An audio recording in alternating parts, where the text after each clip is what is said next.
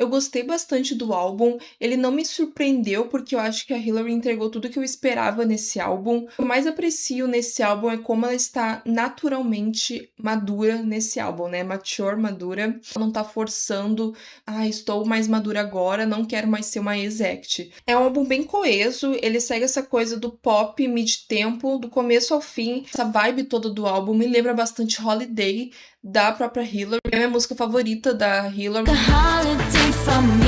Então, ouvindo esse álbum, me agradou bastante a sonoridade e as melodias que ela trouxe. Não é um álbum que vai mudar o percurso do pop, ou que traz algo super autêntico, ou único, ou que talvez seja algo diferente para a própria Hillary. Acho que o diferencial aqui é as letras, que estão mais pessoais, mas eu acho que isso não é um demérito dele. Eu acho que nem tudo tem que ser o que vai mudar o percurso do mundo, ou mudar a roda. Os últimos refrões também são refrões que depois que tu ouve o álbum 2, 3 vezes já estão grudados na tua cabeça, já tá cantando junto.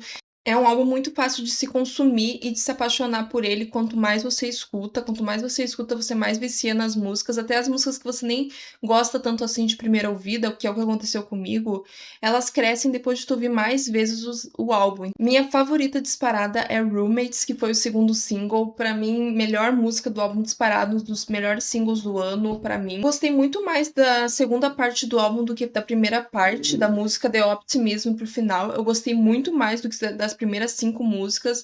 Meus destaques são Weather for Teenies, adoro a melodia dessa música. Gosto também bastante de The Optimist, como eu falei, né?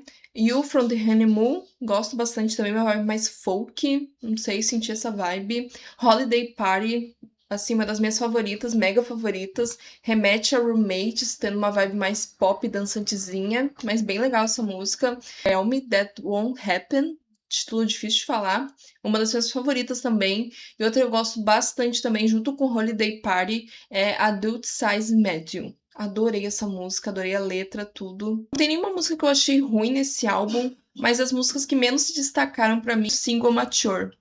Eu gosto da vibe de Mature, mas eu não sei, aquele refrão com aquele registro vocal não me agrada muito. Acho que se fosse um outro registro vocal, eu amaria essa música, porque ela tem uma produção muito legal no refrão. E Future Tripping, pra mim, é a mais fraca do álbum. É uma música que, na questão de produção e vocais, é a que mais me remete a tempos da Disney, por exemplo. Uma música que eu veria, por exemplo, na trilha sonora de A Nova Cinderela. Não sei, eu sinto essa vibe.